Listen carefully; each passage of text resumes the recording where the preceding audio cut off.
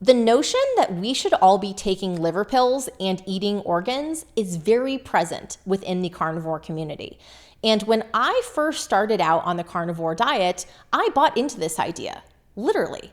I spent thousands of dollars on desiccated liver supplements and special ordered organs galore from fancy farms with the best grass-fed pastured animals. And I gotta say, I look back on that time and cringe. In this episode, I'm going to talk about why I no longer eat liver or organs on carnivore and why I don't recommend these things. If you are currently taking organ supplements and think they work well for you, in general, I support the idea of making our own choices and testing things out for ourselves. But just make sure that you are doing your blood work and monitoring for signs of toxicity, because there are many carnivores who have gotten sick from excess amounts of liver and organ meats. Okay, so why are people even going out of their way to eat organs?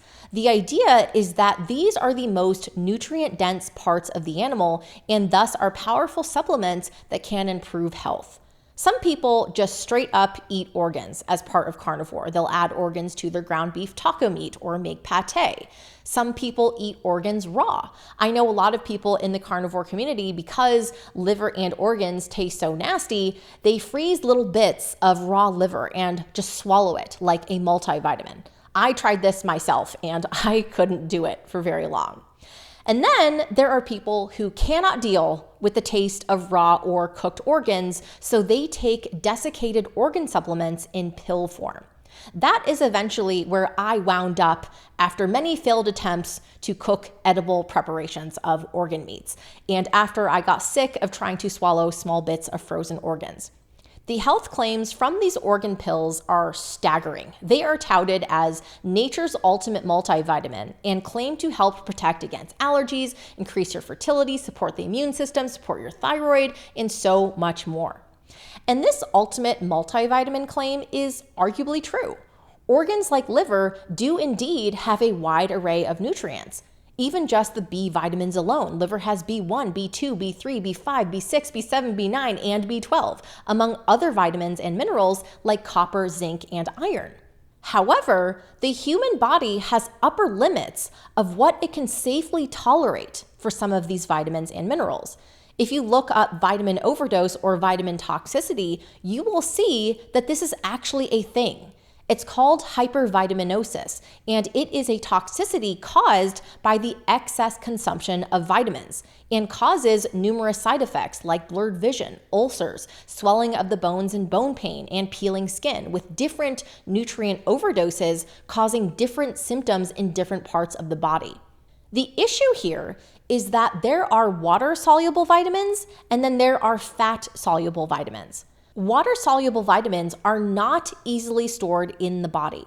You've probably heard the idea that if you have too much vitamin C, you just pee it out. Whereas fat-soluble vitamins are easily stored in your fat upon absorption and can be overconsumed. There are 9 water-soluble vitamins. It's all of the 8 B vitamins and then vitamin C. But vitamin A, vitamin D, vitamin E, vitamin K, these are fat-soluble vitamins. And though they are important and needed, they become toxic at too high of a level. In a paper I linked to on liver toxicity, under mechanism of injury, they literally say, vitamin A in high doses is a direct toxin. In the paper, they discuss the progression of liver toxicity, and first they note that normal doses of vitamin A are not associated with liver injury. The recommended daily allowance, or RDA, for adults is 700 to 900 micrograms a day. And if you're eating foods like eggs, butter, milk, cheese, you should get sufficient amounts of vitamin A without overdosing.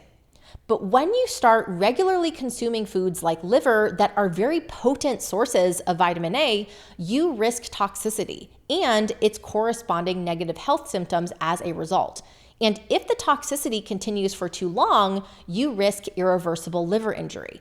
In Liver Talks, clinical and research information on drug-induced liver injury, they first discuss acute toxicity, and they say, acute toxicity is caused by a single or a few repeated very high doses, generally greater than 100 times the RDA, arising within days to weeks with a typical symptom complex of severe headache, nausea, vertigo, blurred vision, muscle aches, and lack of coordination, followed by skin desquamation and alopecia. Severe overdose can cause increased cerebral spinal fluid pressure, progressive drowsiness, and coma.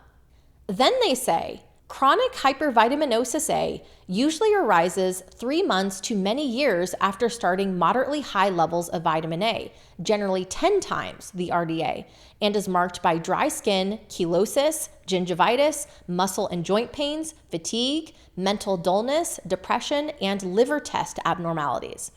They then discuss a few adult cases of excess vitamin A intake where they had stopped consumption too late and had cirrhosis, which, if you've watched my episode on fatty liver disease, you know that cirrhosis is an irreversible scarring of the liver that leads to liver failure. A 3.5 ounce portion of beef liver, or 100 grams, which is not a lot, has 7,700 micrograms of vitamin A. Remember, the RDA for an adult is 700 to 900 micrograms a day. Obviously, the severity of the symptoms and potential injury you experience from excess vitamin A is going to depend on your intake. But because liver and organ meats are so potently rich in vitamin A, toxicity can happen very quickly, even with small amounts of liver. From the research I have done, I do not believe that adding liver or organ supplements is necessary on a carnivore diet for optimal health. And there are plenty of carnivores who have experienced harmful effects from it. There are carnivore practitioners like Judy Cho who have seen toxicity in the blood markers and hair samples of her patients, and the need for caution with liver and organ consumption. The reason why I look back and cringe over my consumption of liver at the beginning of carnivore is because the reason I did it was out of fear and lack. The influencers and figures I followed talked constantly about how important organs are on carnivore, how we need to eat the whole animal, how great it is to have the extra nutrients. That's not the full story. And it was the people in this community who went out on a limb and shared their harmful experiences that spurred me to look into this a little deeper. And cliche as it is, sometimes there's too much of a good thing. And there are plenty of carnivores who thrive on the diet long term without consuming organs. If you want more videos that support the carnivore diet and help you overcome the temptation of modern foods, make sure to subscribe to the channel and also sign up for my email newsletter and receive my free guide, Joanne's Party Survival Guide for Not Flying Off the Rails and Eating All the Things. You can click the link below or go to www.theroadtocarnivore.com/guide.